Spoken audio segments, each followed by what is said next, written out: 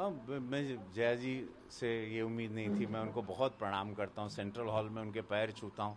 हमने अमित जी के साथ काम किया, अभिषेक बाबू के साथ काम किया। उस परिवार का आदर सम्मान बहुत बड़ा है और जया जी हमारी सीनियर है। मुझे लगा था मेरे कल के व्यक्तित्व पे जो हमने पार्लियामेंट में बोला था, हमको जया जी आज समर्थन देंगी, क्योंकि ये फिल्म इंडस्ट्री में सारे लोग ड्रग्स नहीं करते हैं। मैं पहली बात तो क्लियर कर लेता हूँ, लेकिन जो कुछ लोग कर रहे हैं या कुछ लोग इसके अंदर एक कार्टल भेज रहे हैं या पैडलर्स भेज रहे हैं, एक इतनी बड़ी सोची समझी साजिशन की largest film industry in the world, उसको प्लान करके कोई ख़त्म करना चाह रहा है। जैसे एक बायो वेपन के द्वारा कोरोना भेजा गया, चाइना की बड़ी खेप आती है अनगिनत ecstasy, corona and many tablets के नाम पर, जो पाकिस्तान द्वारा नेपाल के रास्ते से आती है।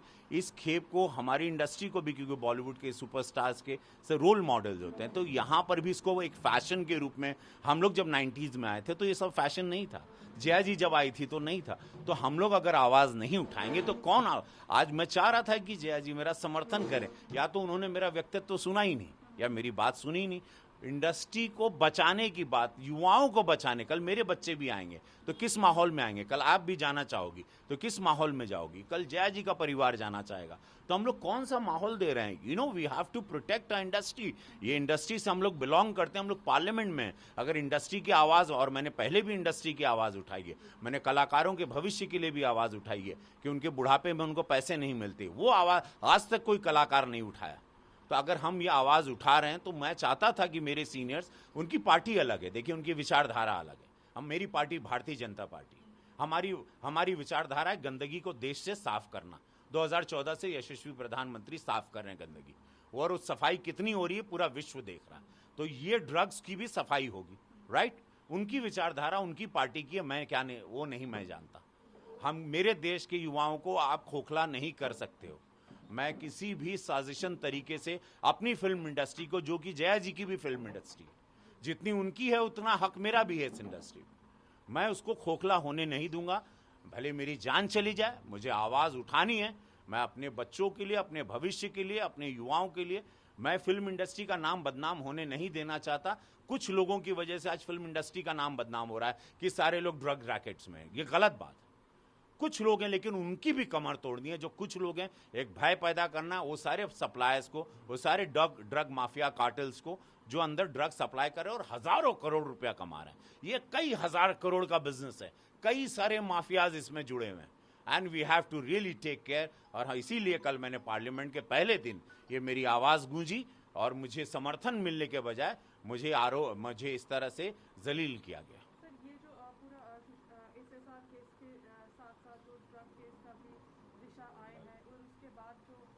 प्रेजेंट जो सिचुएशन पे जिस तरह से केस जा रहे हैं, जिस तरह से ड्रग का हम रैकेटिंग देख रहे हैं, इस पूरे सिचुएशन को लेके आपका क्या सी देखिए, एसएसआर की डेथ के रीजंस भी ड्रग्स से रिलेटेड आ रहे हैं, right.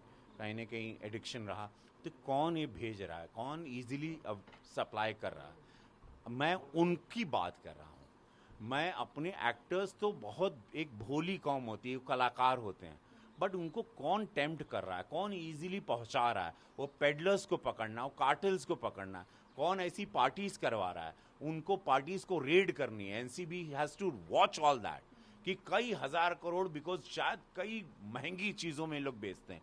Who's planning, which country is planning to destroy our film industry, which is the largest in the world? इतने कई हजार करोड़ का हम लोग की फिल्म इंडस्ट्री का बिजनेस था, आज उसको तोड़ के खत्म कर दिया गया।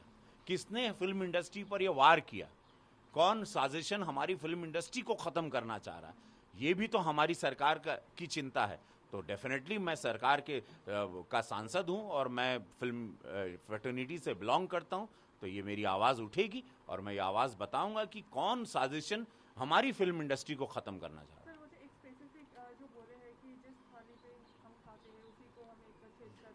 पहली बात तो जया जी, मैंने कोई ना मुझे थाली मिली फिल्म इंडस्ट्री में। मेरा इतिहास पढ़ लो, मैं वही आदमी हूँ, जिंदगी झंडवा फिर भी घमंडवा। इसलिए बोला था कि ना मुझे कोई काम देता था, ना मुझे कोई पैसे मिलते थे। मैंने खुद की थाली, भोजपुरी इंडस्ट्री बंद थी, उसको सजाया, मैंने खुद खाना बनाया, उसमें डाला, अपना खाना खुद खाया, स्वयंभू बना, महादेव और देश की जनता ने मुझे सुपरस्टार बनाया।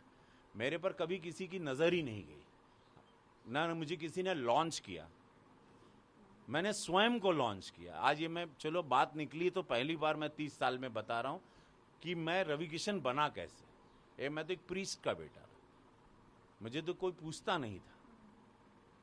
तो मेरा इतिहास भी तो जान लो, लोग चल कर आते हैं, मैं रेंग कर ऊपर आया। तो मुझ पर तुरंत आरोप करना, जिस थाली में खाते, जया जी मुझे किसी ने ब्रेक नहीं दिया, मैंने स्वयं को ब्रेक दिया। काम मुझे आता है, काम करना, मेरी कला लोगों को पसंद है। लोग बुलाते हैं, अपने मन का पैसा देते हैं या नहीं देते हैं, या अपने मन का रोल देते हैं। जब उनकी ज़रूरत होती मुझे बुलाते हैं, नहीं होती मुझे नहीं बुलाते। मुझे किसी ने ब्रेक नहीं दिया, तो ये कोई हम पर हक नहीं कर सकता। और जया जी का जितना अधिकार है फिल्म इंडस्ट्री पे, उतना मेरा भी है। मैंने 650 फिल्में की।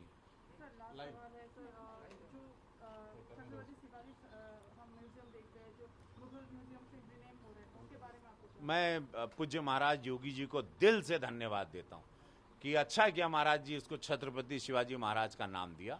और बहुत अच्छा है, क्योंकि हम शिवाजी महाराज जी ने देश के लिए लड़ाई लड़ी, शिवाजी महाराज जी ने देश को आज़ादी की लड़ाई लड़ी, तो उनका नाम म्यूजियम पे होना चाहिए, ना कि मुगल का, जिन्होंने हमारे को आघात किया, वार किया, हम लोगों को बर्बाद किया, हम लोगों को लूटे, हम लोगों की सारी सड़कों से लेके हमारे सारे स्मारक को तोड़ के और उसका नाम बदल दिया, उनका नाम। नमस्कार, मैं हूं मानक गुप्ता। अगर आपको हमारा ये वीडियो पसंद आया हो तो इसे लाइक और शेयर जरूर करें, और हाँ, हमें सब्सक्राइब और फॉलो करना ना भूलें, ताकि आप देश और दुनिया की कोई खबर मिस ना करें। चाहे कोई ब्रेकिंग न्यूज हो या कोरोना वायरस से जुड़ी कोई भी अपडेट, पॉलिटिक्स हो या आपकी जेब से जुड़ी कोई खबर, इलेक्शन की कोई न्यूज हो, कोई कंट्रोवर्सी हो या फिर कोई वायरल वीडियो, सब कुछ मिलेगा न्यूज़ 24 पर। तो जुड़े रहिए हमारे साथ और देखते रहिए न्यूज़ 24।